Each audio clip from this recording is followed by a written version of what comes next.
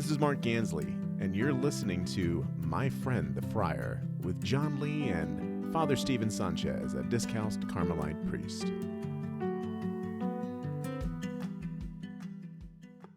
It was perfect. You weren't recording his squeal? No, but I hit record now, so. Why were you talking about babies? You did not, huh? Why? What brought up the? No, wait. We were why talking are about you? 2-year-olds because Why we were were, you? we were talking about 2-year-old. Like I made a comment about anybody who thinks that a 2-year-old, like just because they're cute, like anybody with 2-year-olds knows that just because you're cute doesn't mean that you're nice. Yeah, but why were you asking him? Because it just made me think, like we were so like you and I will get nostalgic, even like when we know like they're in their terrible twos, like when they're cute, like that, you get that nostalgia for when your child was younger, right? Parents do. And it just made me wonder, like, if you're a priest, do you get nostalgia when you see somebody I see. like serving at the altar for the first time, as an acolyte in their seminary and, their third year or something like that? Yeah, it makes you sort of nostalgic for not only your own journey, right? You remember your own journey, but I think part of it is as you see children coming up as your children, your spiritual children, right? And I was telling Mark that when the seminarians would come over to Mount Carmel Center for spiritual direction, that they had to come twice a month, and so I'd walk them out, and then they'd leave, and so I would go talk to the secretary, to Mary, and I would just tell them, like, they're so cute when they're at that age. They're just like, oh. It's like, do you remember what it was like to be excited? To be excited and to be zealous and all those things and naive. Yeah, like because you don't know you don't know it yet. It's the same kind of thing. This is actually kind of interesting because I think those feelings are super valuable. For example, thinking of marriage, right? You see newlyweds or you see pictures of your wedding or whatever, and you're just like, or you think of memories, right? The first time y'all took a vacation or whatever, right? You have these memories and you get all nostalgic and you're like, oh, we were so in love. We were so, whatever. And you weren't lost in the grind of the day-to-day kind of stuff.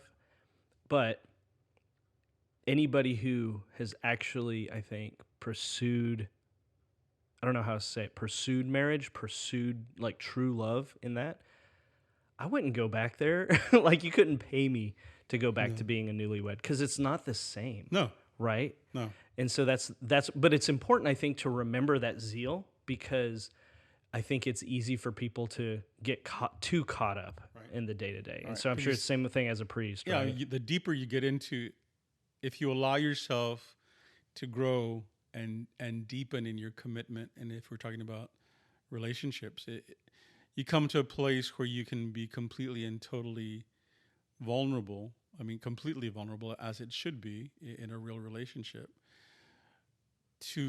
It's okay to think back, like, oh yeah, I remember when we first met, and yeah, this is where la, and that's all great and wonderful. But to have to go through all that all over again, the whole growth, like, hard pass. Where I'm at is good. Where we're at is good. I mean, because you're at the point where in your relationship, whether it's friendship or love or whatever it might be, you're at a point where you're like, we've done the work, and we need to celebrate where we're at. And it's good to remember where we began the trajectory, but do you want to go through all that work again? Like, thank you, no. Yeah, we can enjoy the fruits of that that journey. Right. And what I loved the first time I read anything about JP2's theology of the body was just the how he drew out this picture of, so this is God giving us a taste of the perfect communion, the Father, the Son, and the Holy Spirit experience, right? And so, we're being, like, our life here in part is to help teach us how to live in communion when we die. Like, that's why we're given, the time that we're given here on earth in part is so that we can overcome that brokenness, that we can be conformed more to the heart of Jesus, and so that we can be made ready to participate in that. And that's, that made ready goes specifically to what you're talking about, which is, like as you go through that with any relationship, through any of those levels of intimacy, you're being made ready throughout that process. You're continually being made ready to more and more thoroughly enjoy communion with someone else, Right. which is but a foretaste of ultimately what we'll experience. What the true communion would be. Right. Yeah. And in a way, it's being initiated into, depending upon conditions everywhere. These are broad strokes, right? So depending upon your responsiveness to it, you're being initiated into Trinitarian life. I mean, that's what the Trinitarian life is about the complete and total vulnerability to the other. And when you reach that point, it's amazing, it's miraculous, it's an adventure, it's scary as hell, all those things. But that's part of the whole idea of the Trinitarian life is, we can say in speculative theology, and you can say it in a very erudite way, if you're von Balthasar or Ron or whoever, right? You can say like it's the spot. It is the mutual outpouring in kenotic love, and also receiving the other. And it sounds beautiful and great and abstract, but it's adventuresome. It's scary, because if you're emptying yourself, there must be some. The act of emptying yourself is an act of faith, and so to empty yourself and to await for the other person to empty themselves into you as well. I mean, that's also an act of faith, an act of hope. So there's a lot in terms of Trinitarian life that we're called to live, but sometimes we don't think that far or that deeply. Yeah. But that's what we're called to. Yeah. Well, and it's hard and scary. Yeah. Right. So it's like, I don't feel like emptying myself right now. Right. Or I don't want to give 100%. I want to hold back a little bit, because that's the safe thing to do. Yeah. Right. Or you empty yourself and then you get nothing back, and you're like, but that was important. Yeah. But I didn't like that. Right. But you have to, it's so much work to do. But yeah, it's like my wife tells me, I can't remember, somebody, I think I know who it is. But anyway, so like they wake up, this woman wakes up, she puts on makeup every day. Like, and I'm not good friends with her, so I don't know for sure, but she was like, her husband doesn't get to see her without makeup. Like, but that's her. Like, she doesn't want to be seen without makeup. Okay. And I'm like, I know. So I think about it, and I go, it kind of makes me think. I remember when I first met my wife, and we'd go on dates, and she'd wear something cute and all that, and just think how beautiful she is. And now, like, she rolls out of bed with her pajamas on, and there's like a cat stuck to the side of her head, because the cats like to sleep real close to her, and I just think how beautiful, right, and but there's that maturing, that over time, that process is, like I said, it's hard work, but it's so much more rewarding. But I think there's something when you get deep into it that is important about thinking, like, what it felt like to want to put all this effort into something as shallow as how I look for the other person. I think those things are important still somehow. They are. Because part of it too is, and I hate this phrase, But you're still going to say it. I'm going to still say it. Your best self. And I hate that phrase because it's so trite and so commercialized. Did you just think about what I was? I sure did, yeah. So like, it's so like, it just chaps me in like, and anyway, but it captures, that idea of the betterment is not just for myself, but the betterment is because my desire for betterment is not self-improvement for myself. It's not egotistical. It's that my love for you drives me to want to be better for you. Yeah.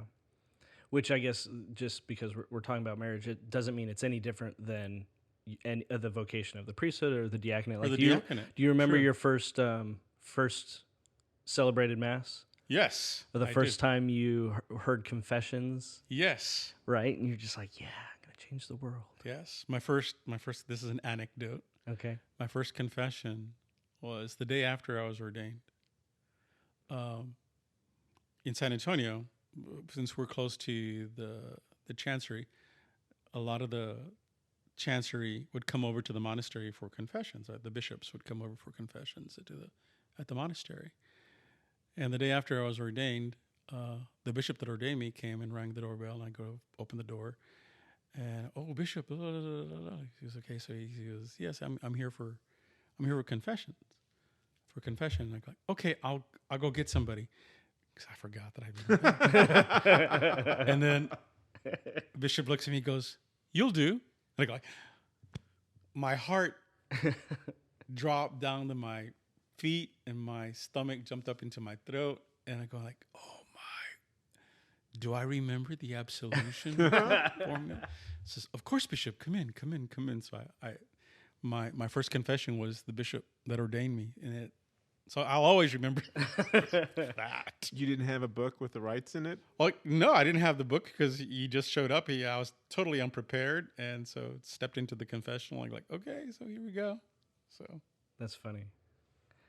So, Mark, why do you want to be a deacon, do you think? Why do you feel that you're called to the vocation of the diaconate instead of just married life? Yeah, that's a really different wording, and it's an important one. Yes, and I think that's very modern. The first way I said it, that's just how we talk. Right. But thoughts, words, actions, right? The way you think about it is the way you're going to speak about it, which is how you're going to enact it. So please answer the second question, not so much the first. Absolutely.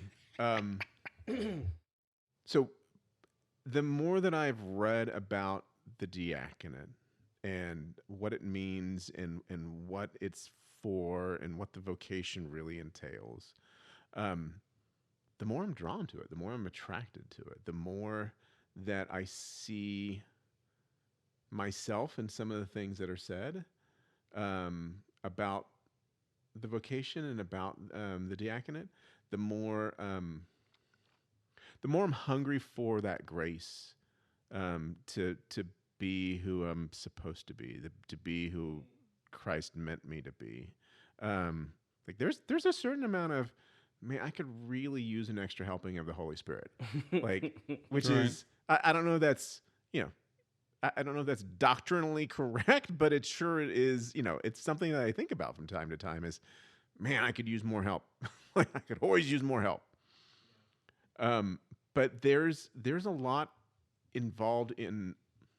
So years ago, I read the 5 love languages, and I think you've probably read that too. And so one of those is active service. And what's interesting about that book is it doesn't really get into the idea that your love language for how you express love could be very, very different than the way that you receive love or Yes. you experience love. Yes. Yeah. Doesn't do anything. But one of the chief ways that I do acts of service is one of my chief ways of expressing my love. For people. So doing something for them. And like the last chirp that we had, like you remember, I wasn't in the room ever. Yeah. I was in the background doing stuff. Because you were the sacristan, right? And the facilities coordinator. Yeah, you're Yeah. everything. Yeah. And so like doing something to make sure that they were going to have a good experience. And that the things that needed to be taken care of were being taken care of. Like that's who I've always been. Mm-hmm. I mean, I joined Knights of Columbus years ago when I was up at St. Mark in Denton, and like I never wanted to be the Grand Knight. Like I wanted to be the guy who is helping to put the chairs away afterwards. Yeah. And part of it is because I've always been in charge at work, Mm-hmm. and so I'd like to not have to be that person always. But part of it is also because that idea of servant leadership, that idea where Christ tells us that the last will be first and the first will be last, that resonates for me.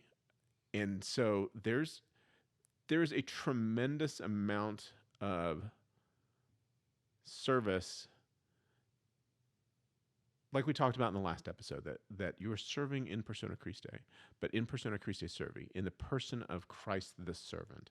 You are ordained, you are marked to be a symbol to the church and to the laity of the church of what it means to fulfill your baptismal promises in service to Christ through serving the poor in spirit, the poor in flesh, the poor in, in goods, the people who need help in your community.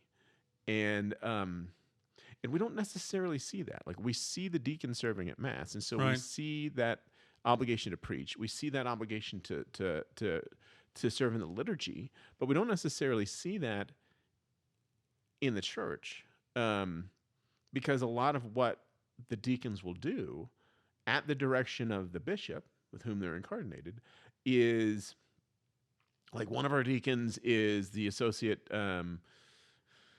deacon for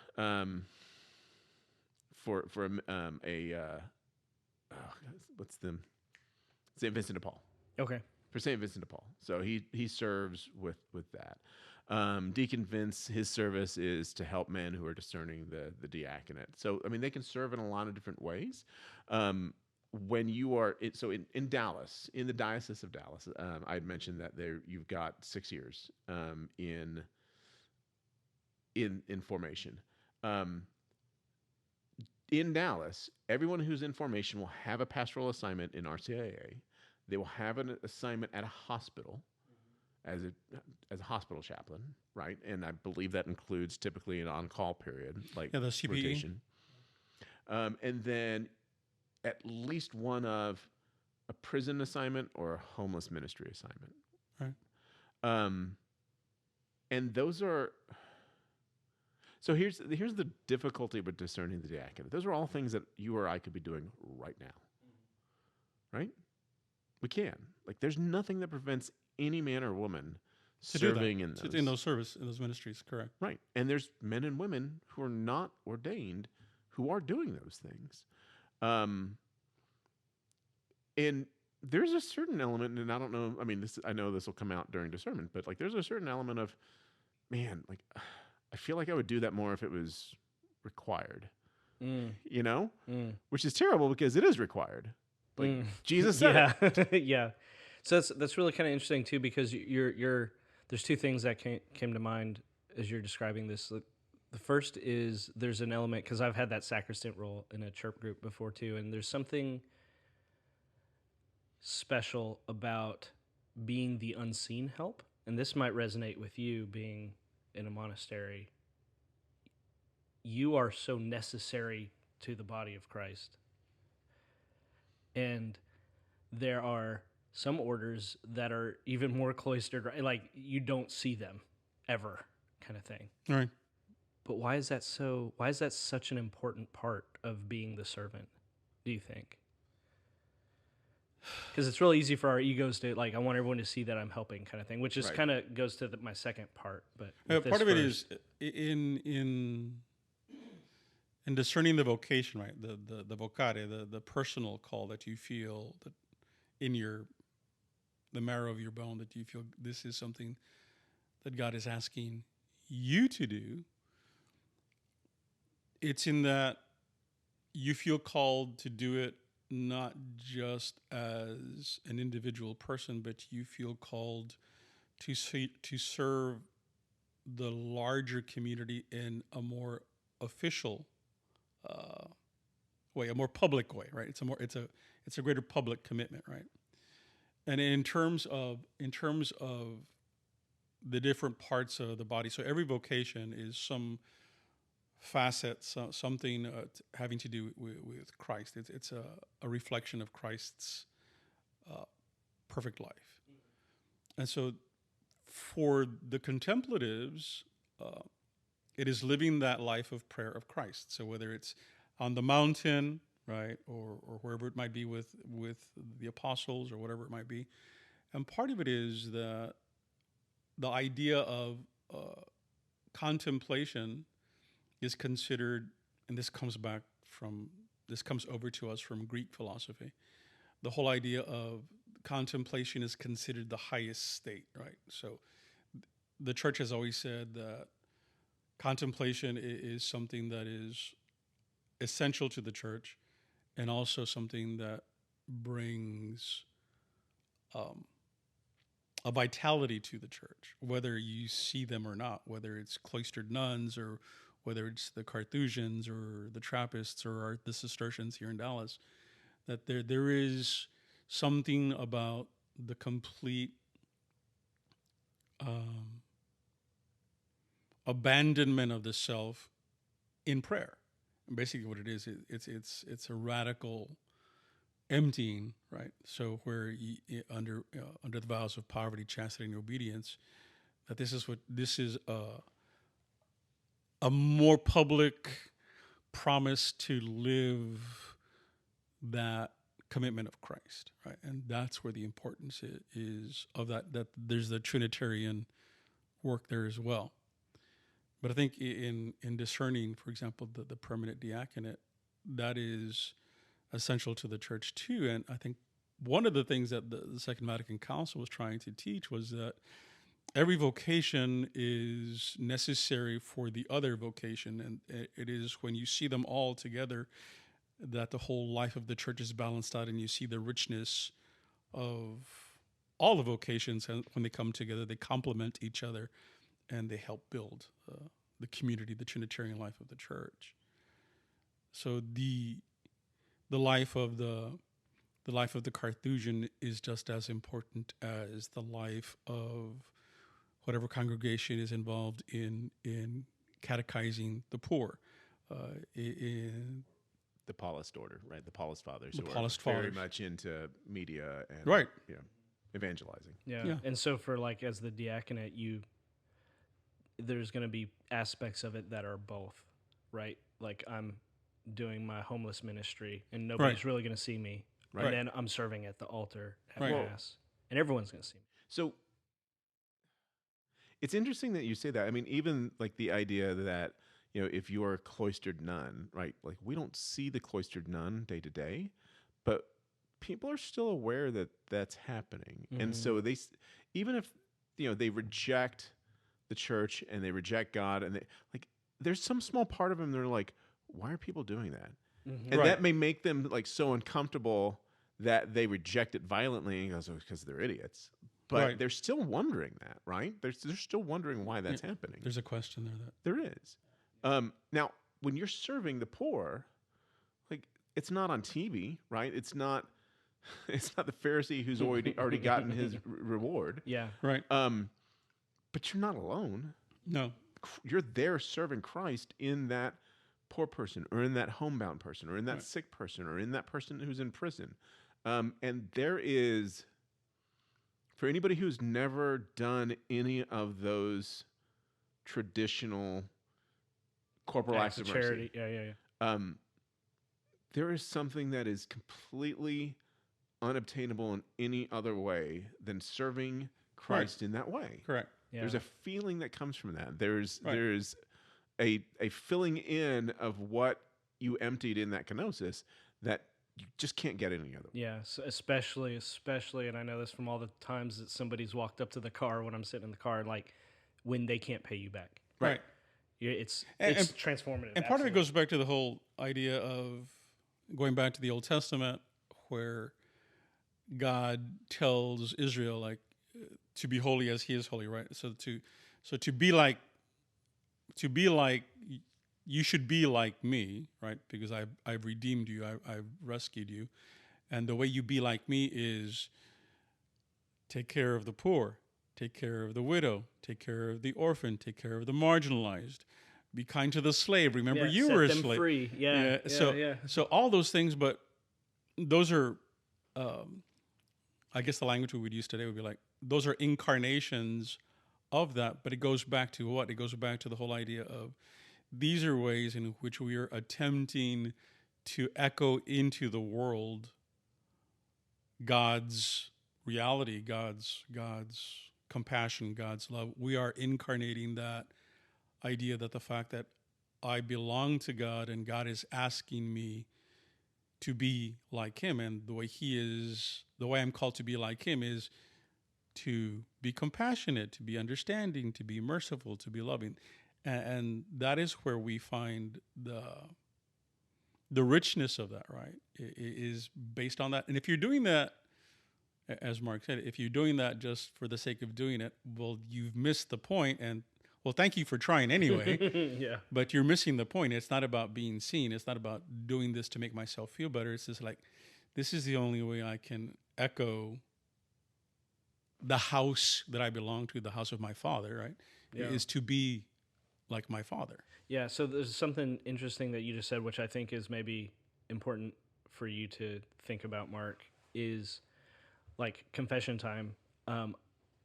For the vast majority of my life, I didn't understand. Like, I've always been the kind of person who wants to help somebody, right?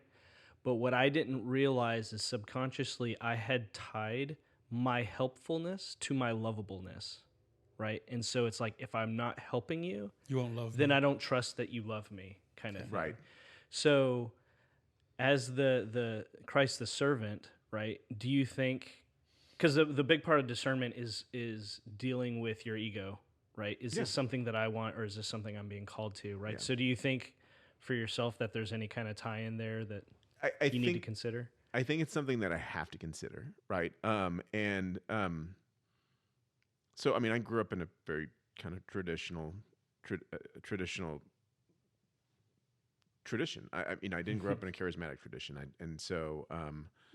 I Father Edwin, when I met with him, suggested a book by Father Timothy Gallagher called The Discernment of Spirits, and what it does is it tries to make a little bit more accessible Saint Ignatius's teaching on the discernment of spirits and how to kind of conduct that examination.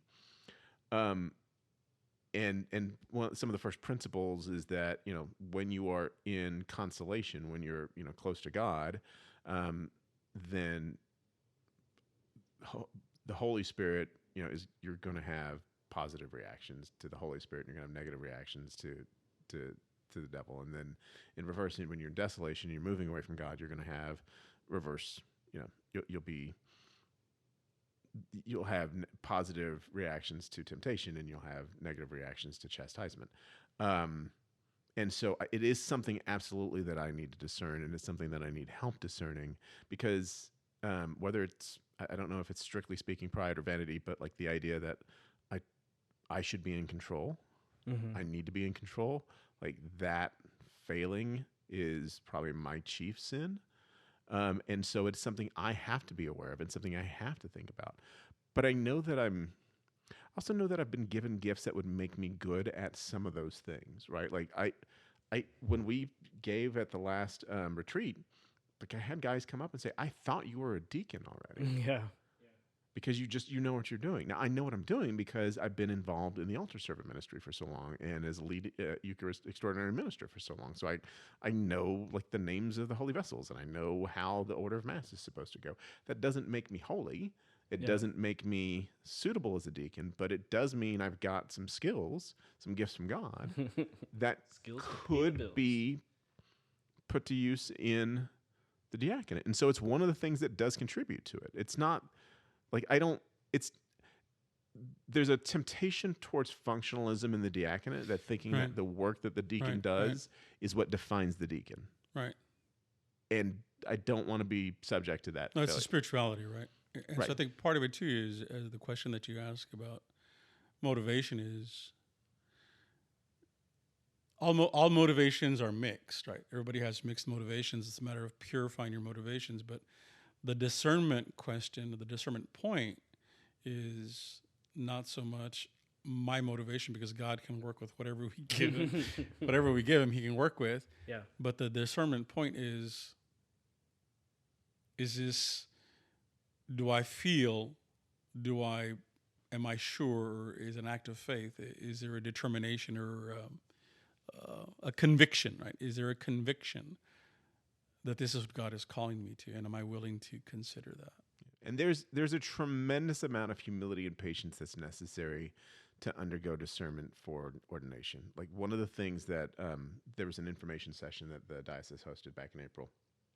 One of the deacons said, he said, every weekend that you attend formation, the question is not, is God calling me to be a deacon? The question is God calling me to take the next step on the path? Next step, exactly. So is he calling me to continue? Is he calling me to take that next step? So my uncle Jim he went to seminary. Like he spoke 7 languages and he spent time in Rome and he discerned out, which is great because now I've got my cousins and but the point is not for me to say, hey, I know I'm ready to be a deacon. The point is, I think I might be called. I want to be open to what God may want to do in my life, and I want to take that next step, and I want to grow closer to God in such a way that I can hear his voice, that I can understand how he's trying to move in my life. Right. Is this the right thing for me and my family? Because it's not just, and this was, frankly, I think an astonishing thing that Vatican II did, even from the beginning, was it's not just the judgment or the discernment of the man involved. It is the wife has to be involved, and even under the basic norms that define that in the church, it says that that the wife has to be involved. Like she has to give her written consent, Mm-hmm. and the wife is strongly encouraged to participate in the formation. Like so, a lot of deacons' wives learn as much about theology as their husbands do because they do participate in that stuff. And frankly, it's unfair, I think, to a lot of deacons' wives and families. Like if you read about kind of the familial impacts to deacons and their families, like especially deacons who with kids under the age of 12, like those kids are held to a standard to be like super holy, right? Like preachers' kids. And I don't think like my kids are ever going to be in an episode of Footloose, but it is. You don't know. It has an impact. Well, they're both over the age of 18 now. Okay. So, Hey, you never know. you never know. So you've got this impact that impacts the family, and so it's one of the other guys who's actually in formation in the prior cohort. He said it feels like it's going pretty slow sometimes, but it quickly became evident that it's slow for a reason. Mm-hmm. That it's slow because you have to have that time to pray. You have to have that time to listen. You have to have that time to have experiences. You have to have that time for the seeds that are planted to germinate and grow so that you can truly discern, is this something that I'm being called to? Is this something that we are being called to? And do I have gifts that God wants me to give to my diocese? Right. And I think part of it too is the discernment is not, it's not like,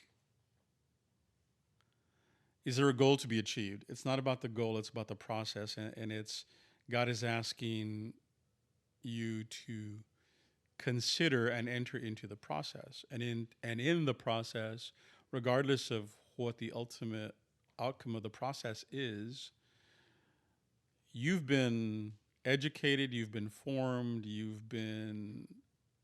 life has been affected in a way that will affect you for the rest of your life because you've entered into the process of consideration, right?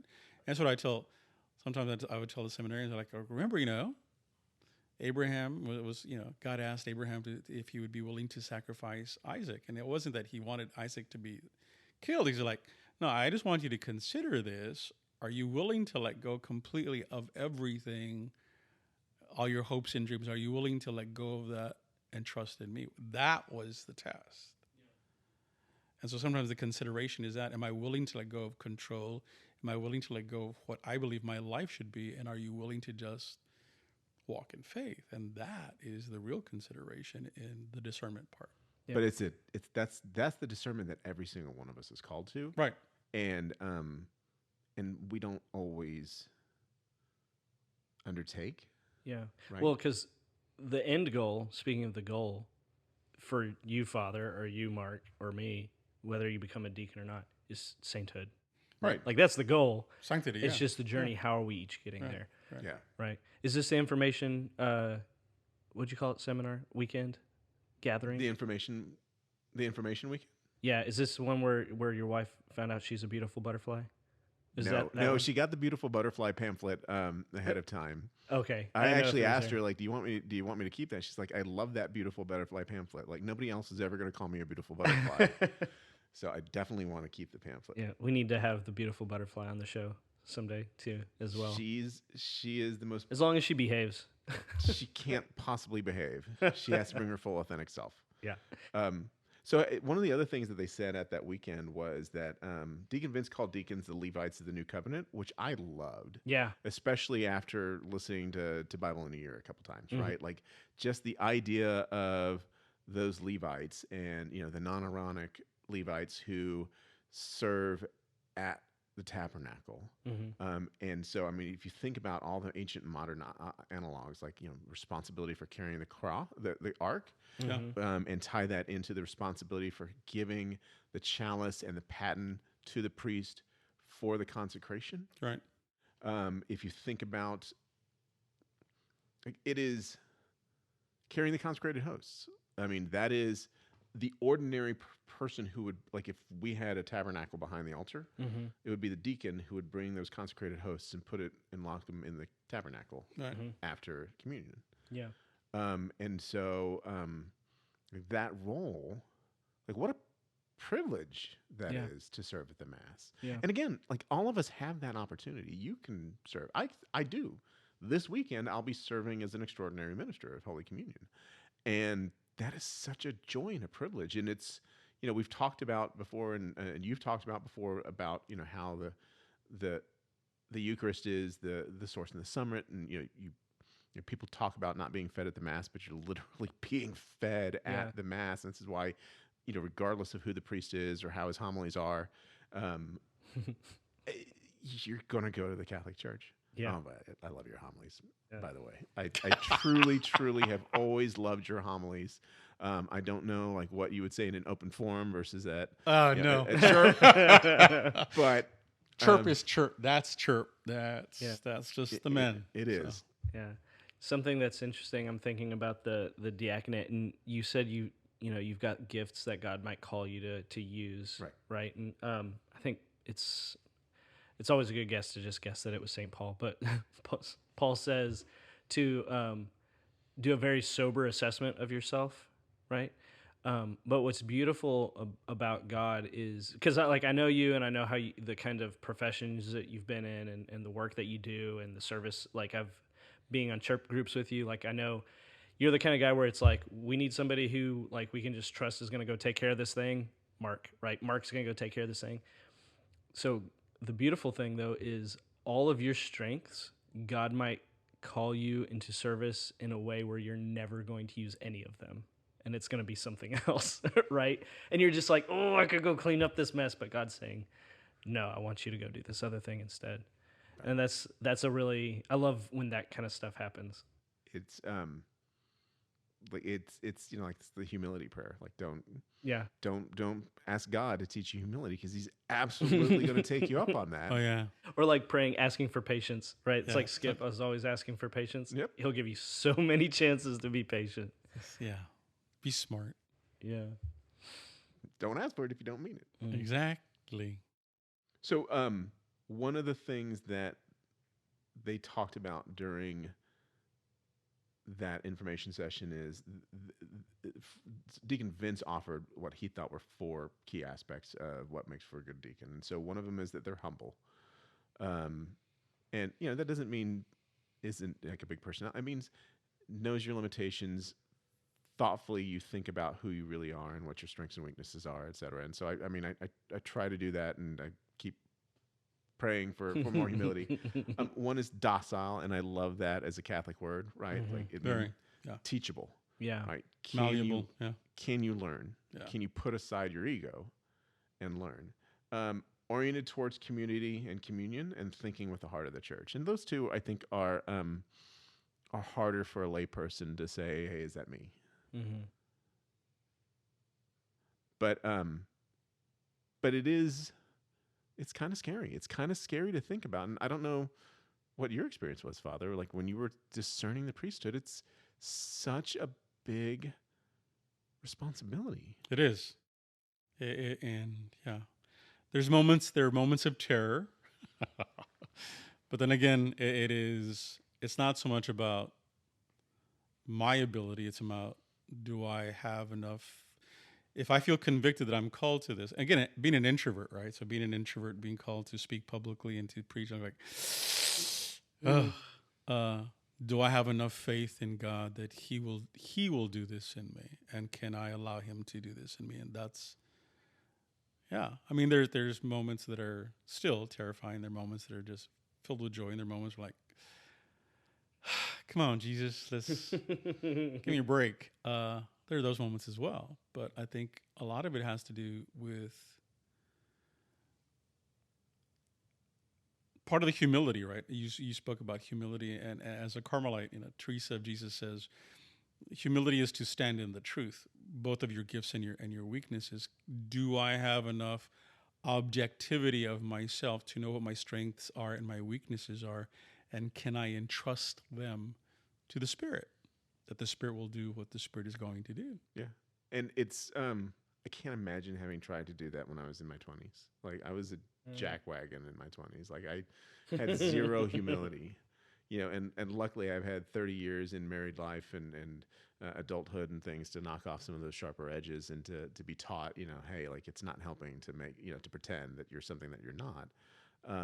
So I can't imagine really having that humility. And it's one of the things I'm grateful of is I think that if I'm going to serve in a liturgical role, if I'm going to serve in an ordained role, that it wasn't something that I was called to do when I was just not ready for it.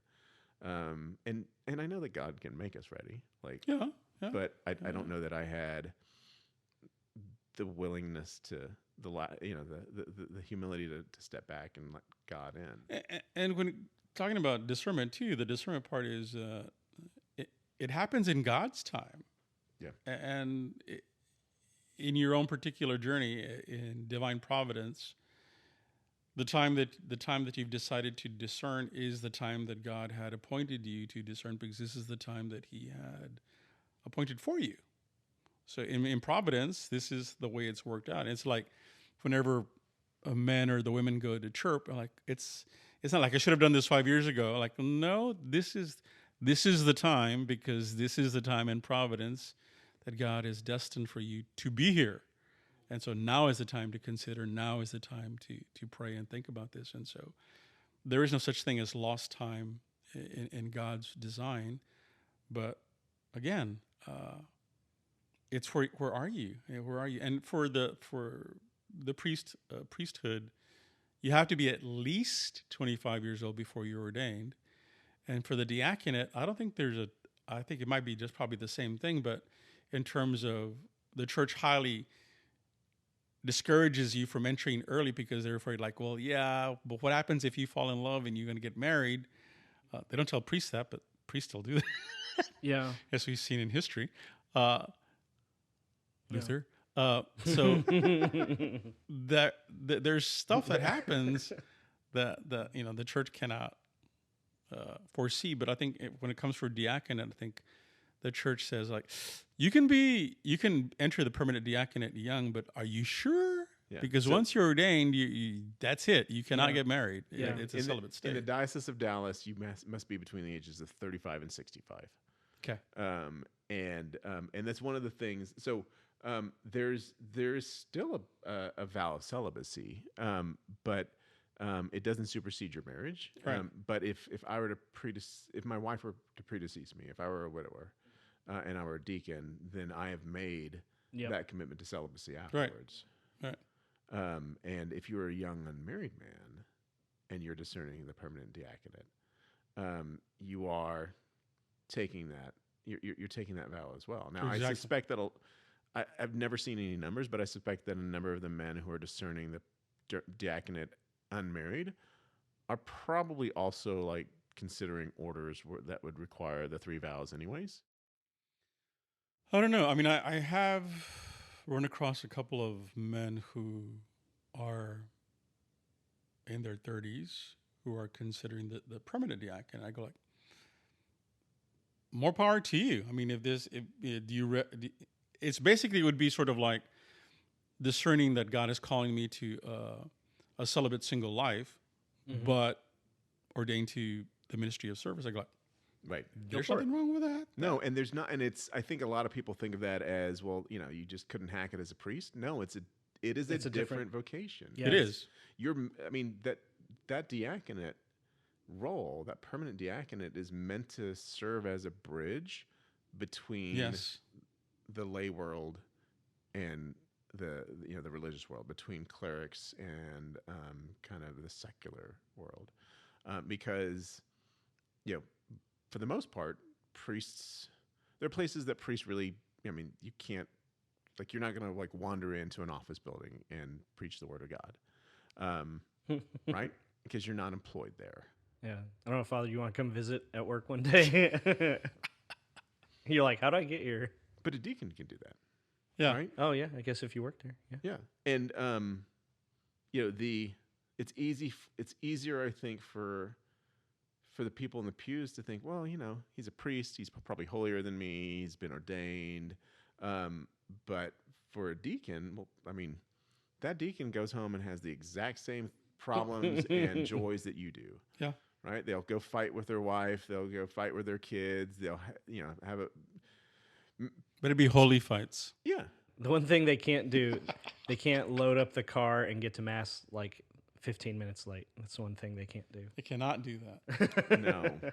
The one difference. No. Well, I mean, I guess if they're not actually serving at the Mass. Oh, yeah. Then they could. Totally free to do it then. Yeah, it's interesting. It makes me think just the focus on that. It's a different form, right? It's a different vocation. It's a different spirituality. It makes me think a lot of, and I love the depth and variety in the Catholic Church.